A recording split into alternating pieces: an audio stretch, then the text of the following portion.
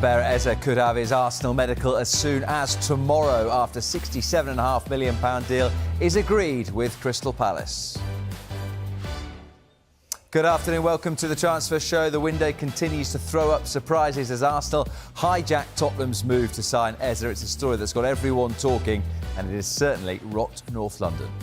The feeling is anger at Spurs, at Daniel Levy. This just proves, you know what I mean, like where Arsenal are and where Spurs are in the pecking order. I feel embarrassed, personally. You know there's going to be like an avalanche of Sol Campbell banter coming. It looked like it was all done, he was going to Spurs, and then within a matter of hours, he's ours. There's Arsenal spending big bucks again. It's time to win a title, right? Alexander Isak is the saga dominating the window. Is he any closer to joining Liverpool? The thoughts of Arne Slot on the way. Could Chelsea striker Nicholas Jackson be a potential Isak replacement at Newcastle? Enzo Maresca provides an update on the striker's future.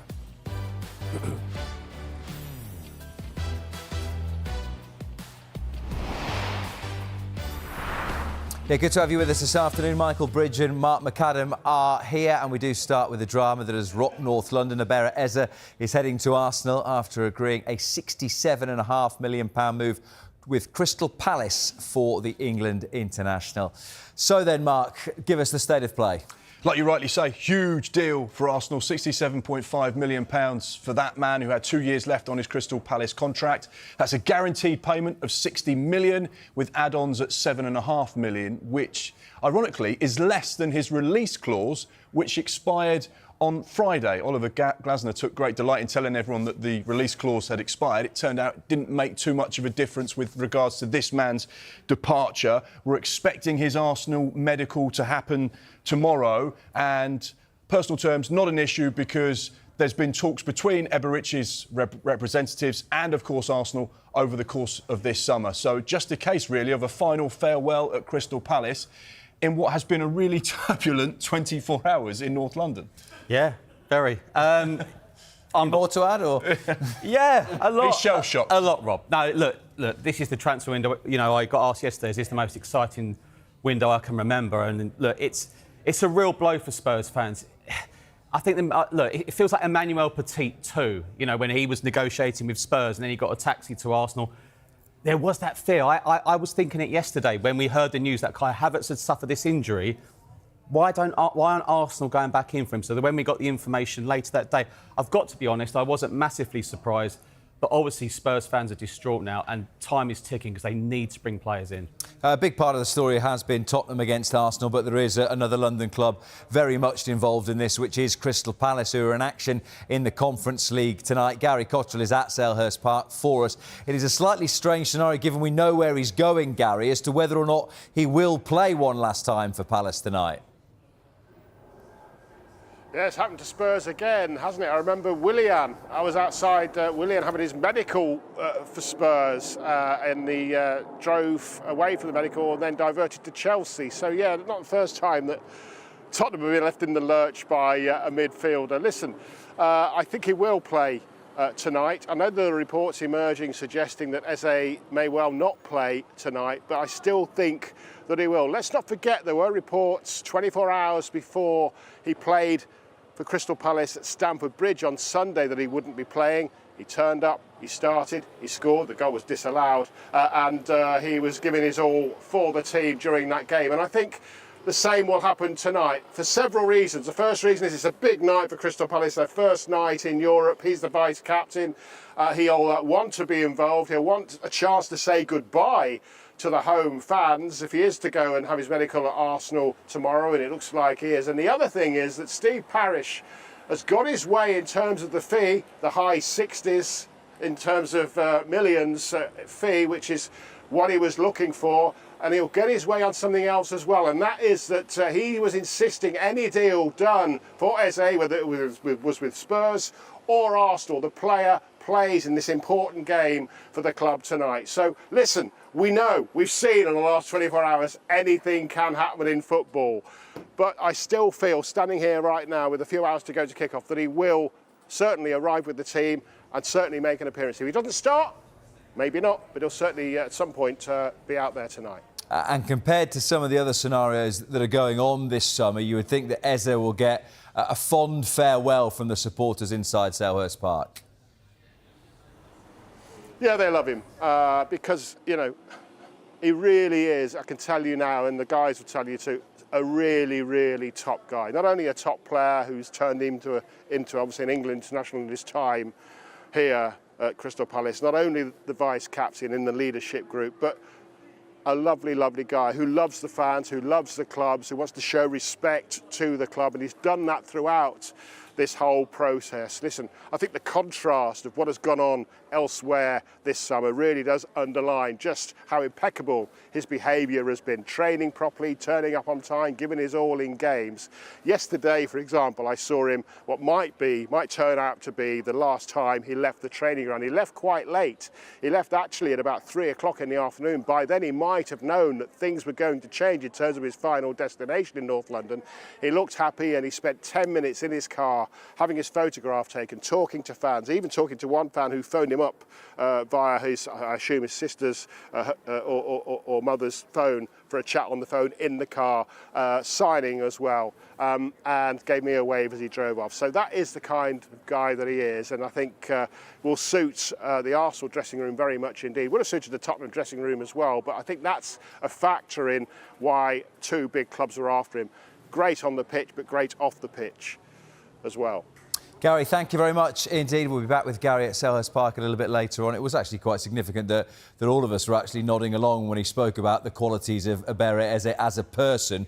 Michael was talking about that injury to Kai Havertz for Arsenal. Is that the big thing that you think prompted them to go back in for him? I certainly think that was the straw that broke the camel's back. We've been reporting on transfer shows throughout the course of the summer that Arsenal have an interest in Eberechi Eze, but they were calling at one stage despite talking to his representatives throughout the course of June and July. So a deal with regards to personal terms and the player's desire to potentially go to the Reds' Hearth of North London was all but agreed, but it was just based on certain factors. One of them was Ethan Nwaneri. Would he sign a new contract at the Emirates, which he ended up doing, which then maybe just made their interest slightly cooler. But then, of course, the big factor, Kai Havertz being injured, problem with his knee, we're not sure on the length of time that he's going to be out of the game. So they could suddenly pick up that agreement that had been on the table throughout the course of the summer and say, right, let's action it. This is a player we like. This is a player we know wants to come to the club. We've been speaking to his representatives. Everything is lined up and ready to go. And that was it. So it was all an easy transaction as far as Arsenal were concerned. They've got a player who's an England international, someone who's got a World Cup in 12 months' time, who is desperate to play for the club. So for them, it was a case of box ticks, box tick, box tick. Let's action it, get it done. And suddenly, Spurs have missed out on a player they thought was heading to North London, the White Half. But I think that's a key point to make, isn't it? That it's not as though Arsenal just thought, on the off chance yesterday, let's sort this out, that this has been, parts of the structure have been in place for a little bit longer. And you wonder whether from the club side or the player side, that Tottenham have sort of almost been used a little bit to smoke Arsenal out and make sure that he ends up there, because, as you said, without personal terms being a problem, that he would have liked to go to Arsenal. I look at this situation, and Michael won't like me for saying this. He doesn't like you anyway. No, yeah, never mind. It feels like Arsenal have acted like a big club. This is, chapter 1 of the Real Madrid book of signing players. We are the biggest club in the land, and we can act how we want. And that's exactly the way Arsenal appear to have organised this transfer. They've sat back, they've been relaxed, they've been calm knowing that the player wants to come to them. They've let Spurs do all the negotiation, all the donkey work, all the leg work, go back and forth. The noise in the media has always been about going to Tottenham. And suddenly, as other clubs have done in the Premier League this summer, they've gone in at the last moment and gone, fancy coming to us? Yeah, OK, we'll have you. That's what it certainly feels like in that respect. The way Arsenal have acted like a big club. I think that's the fear with some Spurs fans. Until it's done, anything can happen. I think that's why, as well, Oliver Glasner, who I think's wonderful, said, yeah, he's in my squad tomorrow, because there were still a couple of things to iron out. I'm going to be honest with you, I'll be stunned if he plays tonight. Around £67 million worth. Palace can win without him. He can go around Selhurst Park pitch and say thank you without going on the pitch. I think one thing as well that was in that agreement with Spurs is that there was a sort of gentleman's agreement or a mutual understanding between Spurs and Crystal Palace that Palace would like Eze to play in this Europa Conference League qualifying match. And am I right in saying that Spurs were comfortable with that position? I think they're ironing out the finalities. I just feel with a medical scheduled for tomorrow, I'm sorry, I cannot see him playing tonight. But I think that's bang on, and it might go back to your point about acting like a big club. If you're Arsenal, whoever's overseeing the deal, you're saying he's not going anywhere near that Europa League tie, Conference League tie tonight, rather, because it only takes one tackle and the whole thing, it looks completely different. Especially if you're a footballer and you're half-hearted as well. If you go onto that pitch worrying about getting injured, more often than not, there's a greater chance that you'll get injured because you're not committed in the challenge, in the way you play, in the way you'd normally style your game. So therefore, like you rightly say, you know, Arsenal have lost Kai Havertz. Do they want to go and then potentially lose the player that they're about to spend £67.5 million on because of an injury, which essentially is just a farewell moment in a match? Whilst the Crystal Palace fans love him, he's been sensational for them. Is this really the right thing to do? Actually, walking around the pitch, you still get the opportunity to say goodbye and say your thank yous, because we saw the way he was greeted when he left the training ground yesterday. The fans absolutely love him, adore him, and they're thankful for what he's done. So therefore, do you want to risk this huge opportunity and this big move? And let's be honest, this is the move that Eberechi Eze wanted. Going back to Arsenal was the key moment for him. He was a player that was at Arsenal as a youngster, and he's getting this dream homecoming, this dream opportunity to play for a club that is challenging at the sharp end of the Premier League. They'll probably get to the latter stages of the Champions League. This is a side that really should be winning silverware at the moment, and he's fulfilling his dream. It's full circle for Eberechi Eze. And one thing I will say as well, looking across social media, and of course at one particular account, content creators, rising ballers who do so much incredible work looking at stars of the future. Here's an interview from 2022 where Eberechi Eze was speaking about that Arsenal journey and what it was like being released at the age of 14. Arsenal's probably the hardest. Yeah. My dream is to play for them. So hearing them say no at 13, that was tough. And I remember like training after I got released, and I couldn't like focus. I was just crying whilst training, like doing it, I was bawling. But I think that helped me so much in all the other rejections, because like if I can get through Arsenal releasing me, I can get through any other club releasing me. I think one of the points there is about Crystal Palace, a huge night for them as well. This is their first ever European match tonight. So I think that the questions as to whether he plays or not is not to disrespect the part Palace have to play in it, more that them receiving the fee and Arsenal wouldn't want him to get injured in this game.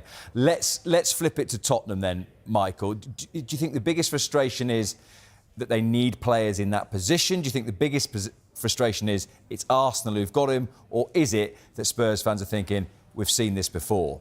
Number of factors. Firstly, yes, your biggest rivals, the North London derby, Arsenal Spurs, one of the best games in the Premier League. Arsenal have now got the player Spurs have been trying to sign. And unfortunately, their Spurs fans have just had to take it, and Arsenal fans really gunning for them, pardon the pun, at the moment. Another thing that's frustrated them, right, we found out yesterday Kai Havertz got injured. When did James Maddison get injured? A few weeks ago. That's frustrated them as well. So they're frustrated. They feel like they're back to square one. It's been very public. Morgan Gibbs-White, that situation. Spurs feel they couldn't have done any more in that situation. But Spurs feel they couldn't have done any more in this situation as well. They're just minute details ahead of completing the deal. I don't really go along with he supported Arsenal as a boy. I mean, if my son got offered an Arsenal scholarship, I'd go to Arsenal. Yeah, like it's about what he can offer. Is that an exclusive? But Spurs can offer Champions League football as well. It's a massive blow. Now what Spurs have to do, they've got to push on and get these targets. No prospects for the future. They have to improve the squad, and I think they're aware of that. I know they're aware of that. Look, and get someone on the same level as Eze, or with someone who can go into Thomas Frank's side and play Premier League and Champions League football. That is the challenge now. This transfer is done, gone. One of the names mentioned, who had Andy Brassel on a little bit earlier on today, was talking about someone like Brahim Diaz, who has experience across Europe. He is a very unique player, Eze. What sort of player do they need to fill the Maddison gap? Because you would also argue that Gibbs-White is a slightly different player to Eze. There's one name I'm told from Monaco. Magnus Akliuch is a number 10, fantastic left foot, someone they've monitored. They've monitored a number of numbers. There's not one football club of any size in the Premier League that has one choice. They've got a number of choice. Look, in an ideal world, for homegrown reasons, England international, they'd have loved Ebieze. Thomas Frank would have loved Morgan Gibbs-White. They're different kind of players, to be honest with you. But Spurs just have to move on now. There's a real frustration among the supporters. I totally get that, totally. And the fact I think if it was like a head-to-head for weeks, it wouldn't have been so bad. It's like, oh, OK. I think it was the fear out of nowhere it's happened, when it was so close. Another part of the deal or the discussions was Richarlison and whether he would be used as a make-weight in any potential transfer. As a guy who scored twice against Burnley on the opening weekend of the season, it'd be interesting to hear his take on the way that this has played out and his name being involved in it all. I mean, Mark will know, like, when clubs it's like moving house, it's like a domino effect. So I don't think I've seen a summer like it, with so many players wanting to move on so desperately. We mentioned Johan Wissa, Thomas Frank likes him. It might have just been a discussion brought up. I don't think it went as far as we'll offer him straight away. What Spurs have to do now is just move on. They want a number 10, a left winger and a centre-half. Quick one then. What does Arsenal's front four look like? Pretty dynamic. I know there's a lot Who of... are the four was more the question. Well, I think Victor Gyökeres at the minute will be the number 9 through the middle. I love the fact that they've got pace and energy from Noni Madueke. You'd imagine that Eberechi will play as that 10 in behind. Odegaard maybe as an 8. Declan Rice alongside him. Zubimendi as the pivot before. I think it actually starts to sound quite exciting. Bukayo Saka on the right-hand side. Suddenly, this is an Arsenal team that have got no excuses when it comes to going and winning the Premier League. We shall see. All right, we're going to take a quick break. When we come back, we will talk Alexander Isak, because Arne Slot has been speaking, or maybe not saying too much, about the future of the Swedish forward. We'll be back in a couple of minutes' time.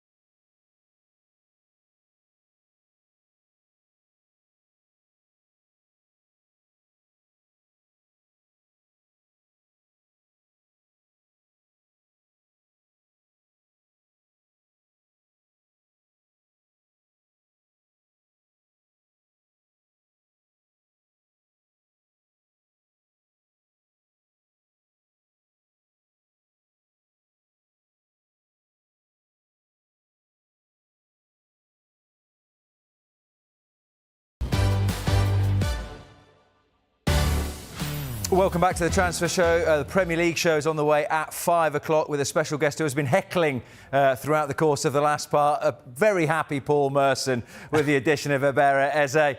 What do you think? It's brilliant, isn't it? Yeah, it's brilliant signing. Absolutely amazing. Brilliant. Yeah. I'm not in. I just come in to see Michael. Just to see Michael, good, yeah. I'm not in, really. And I can tell you, he is delighted to see you. And Dara McAntony... Good summer. No excuses for winning the Premier League. Yeah, true, yeah. There you go. Yeah. Much more from Merce once he's finished abusing Michael at 5 o'clock on the Premier League show. Let's get the thoughts now of Arne Slot and Alexander Isak. Is there any update from a Liverpool perspective on the Newcastle striker? What I can tell you is not a lot. And if someone else is going to ask that question, it's going to be the same answer. So, as I said so many times, and it's been shown on Friday as well, I could even impact the game Friday with the players we had on the bench. Federico came in, scored a goal. So it would be much nicer for us to talk about the players we have and for me. But I can also understand that you have to ask this question, but your superior probably told you. I know what his answer is going to be. I told my superior. Or are you? Oh, we've got to race through a lot of this, but let's start from a Liverpool perspective. I find it very difficult to know what he's going to say about this. Yeah, ultimately, you know, the manager, particularly someone as clever and as intelligent as Arne Slot, is not going to start talking about a player that's not his player. But we have to ask the questions. And the fact that he's got that sort of humorous side to his character, he knows and understands what we do here at Sky Sports News. Transfers is big business, and we talk about it throughout the course of the summer. And there are so many fans that are desperate to know what happens with this man. Is he going to be at Newcastle or Liverpool on September the 2nd? So therefore, you know, he bats it away as you'd expect. I think the key thing that he said in all of the communications over the last week to 10 days is that Liverpool, yes, are happy with the squad they have, but they're in the market for an attacker. Not a striker, an attacker. Now, Liverpool would like to sign a player that can play as a 9, potentially as a 10, as a wide forward. So they're looking for someone that can play multiple positions, not necessarily someone that is just purely an out-and-out number 9, like Alexander Isak is. Newcastle's position is the same, not for sale, and that was very clear in the statement that was released the other night. The conditions of a sale have not been met. The two conditions being, one, A, pay the money we want, 150 million, and two, significantly, we don't have a replacement in the building. That was always the proviso. We potentially would allow you to go if the money is right and we have a replacement. Those replacements, Liam Delap at Chelsea, Benjamin Šeško at Manchester United. We know that there is other targets as well that they've not been able to get over the line. Ekitike at Liverpool. So therefore, the potential of this man leaving diminishes day by day, and right now it looks very unlikely he leaves Newcastle United. If he was to leave Newcastle, could Nicholas Jackson be a potential replacement? Enzo Maresca has made it clear that the forward is no longer part of his plans and he won't be in tomorrow's squad to face West Ham, despite being fully fit. He is available, but he is not going to be part of the squad because, as we already said, we have two strikers, we have two players in that position, and also we know that something can happen before the window transfer close. And is there anything on the horizon with Nicholas Jackson departing? Does he look close to a move away at the moment? No idea, to be honest. No idea. You know already from last season that I prefer to be focused on training session, prepare the game. We see if they're going to be here, they're going to be with us. In case they are not here, that means that they found a solution, and at the end I think it's always better if they can find a solution, because I think they're going to be more happy and the club the same. They've put a big asking price on him. Where do you think he ends up? We don't know at the moment, but I think Chelsea are pretty desperate to move him on. They've got to comply with the UEFA FFP rule. They've got to sort of break even on that. Look, they've made some pretty decent signings already, Chelsea. We know they sell incredibly well as well, so I'm sure they'll get this one sorted. Do you feel it could end up being a loan, though?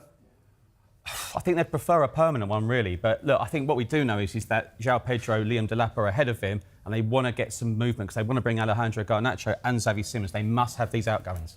Yeah, plenty of churn, as is ever the case at Chelsea. Thank you very much to the boys. We'll be back at 7 o'clock with the Transfer Show. Lots more discussion on Iberra Eze, I'm sure. We will find out by then Hopefully it'll look slightly better than that, but we'll be back with you in a couple of minutes' time.